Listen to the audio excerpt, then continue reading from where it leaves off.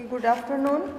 आज environment education के अंदर हमारा नेक्स्ट टॉपिक है करिकुलम डेवलपमेंट। ये हमारे पास जो है सेकंड यूनिट का लास्ट थर्ड सब टॉपिक है, उसका लास्ट टॉपिक है ये हमारा। इसके बाद हमारे पास इसका फोर्थ जो है वो रह जाएगा। ठीक, तो सबसे पहले हम बात करते हैं करिकुलम डेवलपमेंट। दो वर्ड दिख रहे हैं हमारे को, करिकुलम और डेवलपमेंट। करिकुलम क्या होता है या पाठ्यक्रम क्या होता है?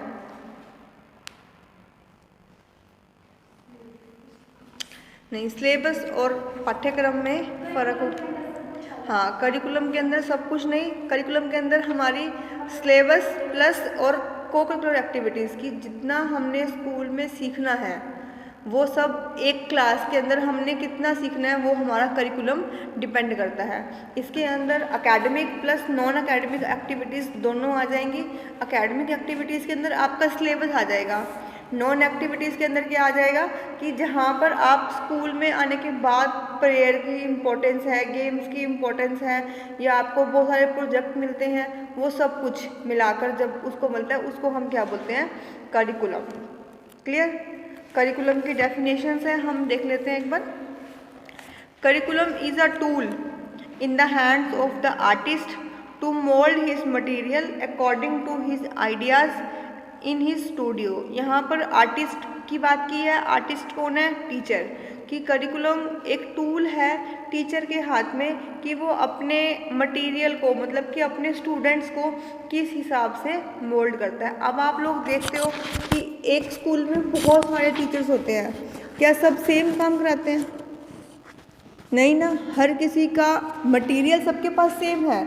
अगर हम किसी एक क्लास की बात करते हैं तो एक क्लास के पास भी 5 से 6 टीचर्स जो है मिलते हैं। सबका काम कराने का तरीका अपना अलग होता है, तो इसीलिए टीचर को आर्टिस्ट बोला है कि वो अपने स्टूडेंट्स के साथ किस हिसाब से काम करते हैं, कितना उनको वो दे पाते हैं। तो मोस्टली चीज़ डिपेंड करती है हमारे करिकुलम के ऊपर।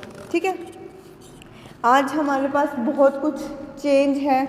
लास्ट टाइम हम लोगों ने कोविड देखा, उसमें हमने ऑनलाइन चीज़ें बहुत सारी सीखी। ठीक है, कि अब हम विदाउट स्कूल भी स्टडी करना सीख गए, विदाउट टीचर भी हम लोग स्टडी करना सीख गया। पर लेकिन फिर भी कहीं ना कहीं हमें एक कमी और एक हम कहते हैं कि हमें फील होती थी कि जो कुछ हम स्कूल में सीख पा रहे थे वो हम घर पे उतना कुछ सीख नहीं पाए। बस ये कि थोड़ा सा गैप हम लोगों ने फील कर लिया कि बिल्कुल ही ना पढ़ने से कुछ पढ़ना हमारे लिए ठीक था। पर लेकिन फिर भी जो एक मैच्योर लेवल के स्टूडेंट्स थे उनको लिए ऑनलाइन भी एक वरदान ही था। ठीक है, अब हम बात करते हैं कि हमें करिकुलम डेवलपमेंट की ज़रूरत क्यों पड़ी है, ताकि हमारा जो है क्लियर और पर्पस जो है, हमारा गोल जो है वो क्लियर हो पाए। ब्लैक बोर्ड पर मेंशन नहीं है, आप लोग लिख सकते हो कि हमारे पास क्या है कि जो हमारी लाइफ के गोल हैं वो क्लियर हो पाए, और करिकुलम के कंस्ट्रक्शन से ही जो है हमारे गोल्स और ऑब्जेक्टिव जो है वो क्लियर हो पाते हैं। उसके बाद इम्प्रूवमेंट ऑफ क्वालिटी, कि अगर आप चाहते हो, देखो करिकुलम किसके लिए है? बच्चों के लिए है। ठीक है, बच्चों ने कहाँ रहना है? समाज में रहना है। जैसे जैसे समाज की नीड चेंज होगी वैसे वैसे बच्चों की नीड भी क्या होंगी? चेंज होगी। जब बच्चों की नीड्स चेंज हो रही हैं तो करिकुलम को भी चेंज करना पड़ेगा ना। क्या आज से 2 साल पहले ऑनलाइन स्टडी का वर्जन था कि स्कूल के टीचर्स ही ऑनलाइन पढ़ा पाने हैं? नहीं ना, लेकिन डिमांड थी समय की कि वहाँ पर महामारी इतनी फैली है कि हम अपने घर से बाहर नहीं निकल पा रहे हैं, लेकिन हमने अपनी स्टडी फिर भी कंटिन्यू करनी थी। तो करिकुलम में कहीं ना कहीं क्या किया गया? फेरबदल की गई, बदलाव किया गया, डेवलपमेंट की गई कि वहाँ पर हमने क्या किया? ऑनलाइन का वहाँ पे हमने सिस्टम शुरू कर दिया। तो ये क्या है?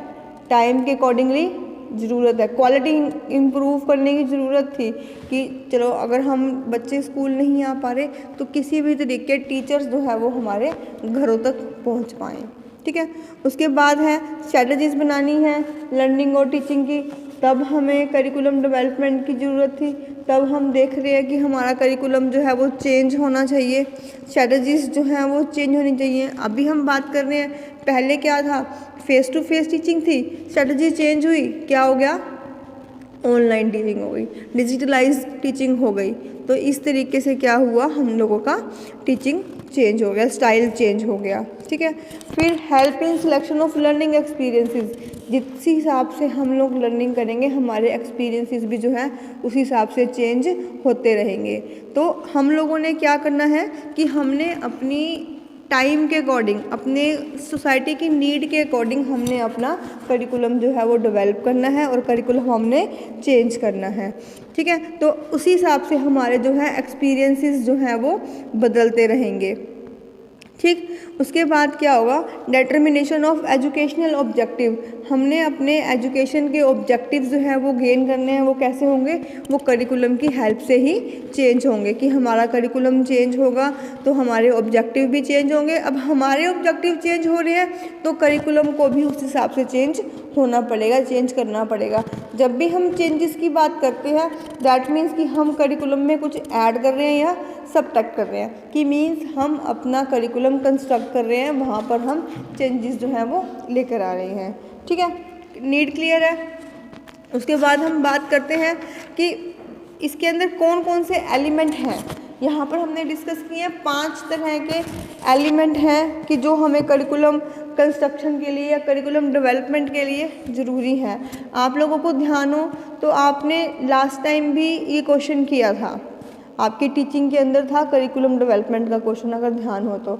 और आपके पास पूरा एक बुक है नॉलेज एंड करिकुलम, है ना, उसके अंदर भी ये सेम क्वेश्चन आएगा।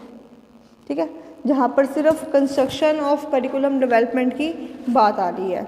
ठीक है, तो सबसे पहले हमने क्या करना है, सिचुएशन को एनालाइज करना है। हमने पहला एलिमेंट क्या है, सिचुएशन को। अभी हम कोविड की बात कर रहे थे तो उस सिचुएशन के अकॉर्डिंगली हमने क्या एनालाइज किया कि अगर बच्चे बिना स्टडी रहेंगे तो उनका डेवलपमेंट जो है वो रुक जाएगा, उनका विकास नहीं हो पाएगा, वो मेंटली भी और फिजिकली भी वो बोर हो जाएंगे और वो कुछ भी नहीं, क्योंकि अब सारा दिन घर बैठे हैं तो या तो वो टीवी का देखेंगे या मोबाइल देखेंगे, कुछ अच्छा नहीं देख पाएंगे, कंस्ट्रक्टिव नहीं वो कर पाएंगे। तो इस सिचुएशन को देखते हुए क्या किया गया, ऑनलाइन जो है वो स्टडीज़ स्टार्ट की गई। ठीक है, उसके बाद हमने क्या करना है, हमने ऑब्जेक्टिव को फॉर्मुलेट करना है कि क्यों सिचुएशन की मांग थी, क्यों किया जाए, क्यों ऑनलाइन के ऊपर हमने एम्फोसिस किया, क्यों। इस चीज़ का जवाब आएगा कि हमने अपना क्या करना है, ऑब्जेक्टिव फॉर्मुलेट की जाए सोसाइटी की नीड के अकॉर्डिंग, बच्चों की नीड के अकॉर्डिंग, टाइम की नीड के अकॉर्डिंग, कि हमारे को ऑनलाइन जो था वो बेस्ट लगा। वो सब जगह एनसीईआरटी में, स्कूल्स में, सीबीएसई के स्कूल्स में, सब जगह ऑनलाइन स्टडी जो है वो एकदम स्टार्ट की गई।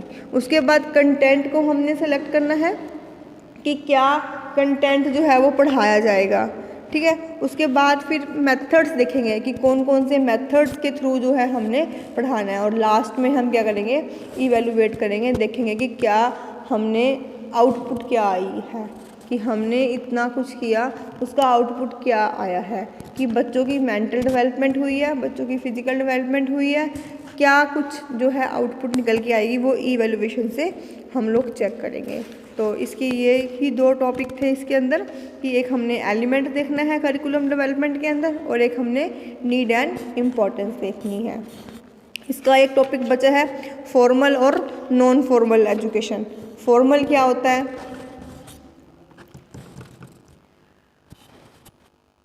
औपचारिक, और अनौपचारिक क्या होगा।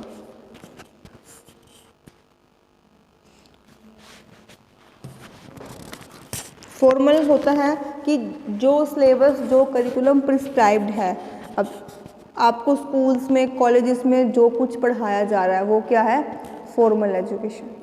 जो कुछ हम समाज में रहकर सीख रहे हैं, घर पे रहकर सीख रहे हैं या कहीं और किसी संस्था में जाकर सीख रहे हैं, तो वो क्या है, नॉन फॉर्मल एजुकेशन। अब हम यहाँ पर बात कर रहे हैं, ये एनवायरनमेंट के कंटेक्स्ट में है कि अब हम एनवायरनमेंट को फॉर्मली कितना पढ़ रहे हैं और नॉन फॉर्मली कितना पढ़ रहे हैं।